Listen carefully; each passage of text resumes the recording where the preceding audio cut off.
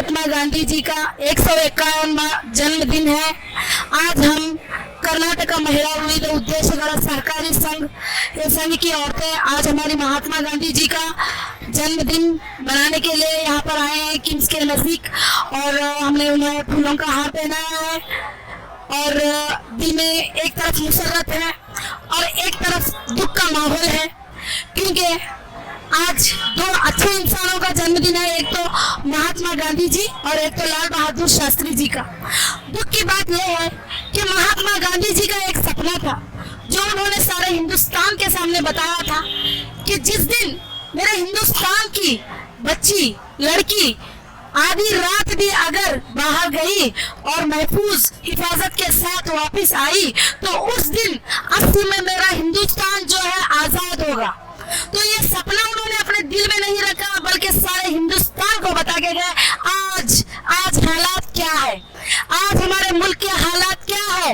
अंबेडकर जी ने कहा था, जिन्होंने अपनी रातों की नींदें गंवाई, और अंबेडकर जी ने कहा था जिस दिन अगर मेरे कॉन्स्टिट्यूशन जो मैंने कॉन्स्टिट्यूशन लिखा है उसका मिसयूज होगा उस दिन मैं खुद मेरे कॉन्स्टिट्यूशन को जला दूंगा। आज उनकी रूह तड़प रही होगी, महात्मा गांधी जी की रूह तड़प रही होगी, क्योंकि उनके प्यारे प्यारे सपने थे। आज हिंदुस्तान में क्या चल रहा है आपने देखा ही होगा। आंध्र प्रदेश में एक डॉक्टर लड़की का बलात्कार हुआ, उसे जलाकर मार दिया गया।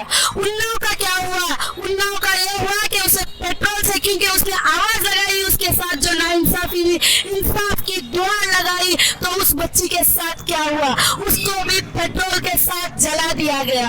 आसिफा का हाल क्या हुआ, छोटी सी बच्ची, कितने ही लोगों ने उसके साथ बलात्कार किया, कितने ही लोगों ने उसके साथ इसकी इज्जत के साथ खेला। क्या किया गया, नींद की गोलियां खिलाई, करंट का शॉक दिया, जब भी बच्ची नहीं मरी तो उसके सर पर पत्थर मारा गया। क्या इंसाफ है योगी जी।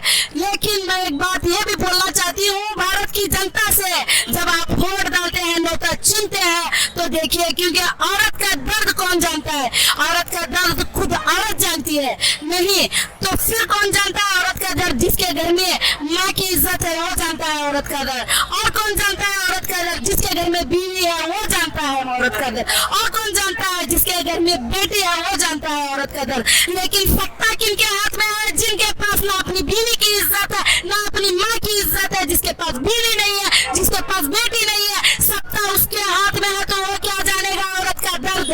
जब इंसाफ दिलाने की ताकत तुम में नहीं है तो उतर जाओ, सत्ता से कुर्सी से उतर जाओ, क्योंकि मोमबत्तियां जलाना बहुत आसान है योगी जी।